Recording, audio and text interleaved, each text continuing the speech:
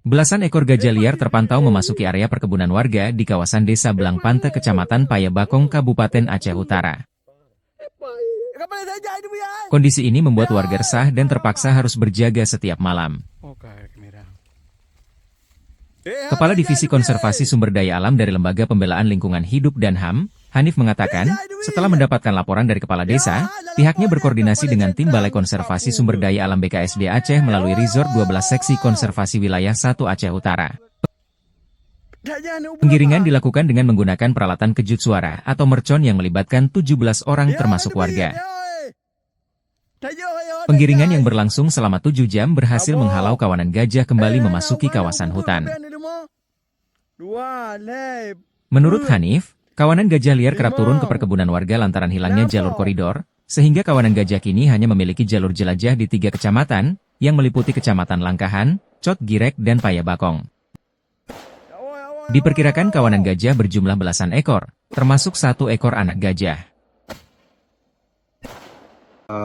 Sebenarnya kalau terkait dengan konflik gajah yang terjadi di Payabakong, homeringnya itu mereka punya 3 kecamatan, mulai dari Langkahan, kemudian Cetgiri, kemudian Payabakong.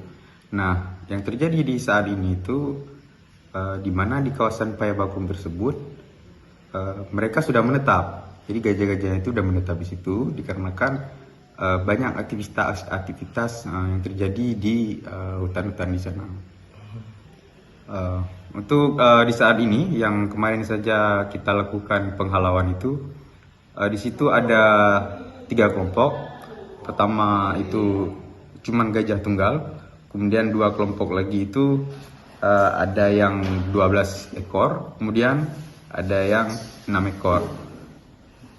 Dampak yang terjadi terhadap masyarakat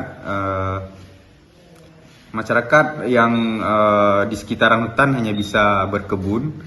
Kemudian lahan-lahan masyarakat yang ada di pinggiran tersebut, ketika gajah tersebut atau beberapa kelompok gajah, kawanan gajah itu memasuki ke lahan masyarakat, itu ada yang sampai dalam semalam 13 hektar habis semua.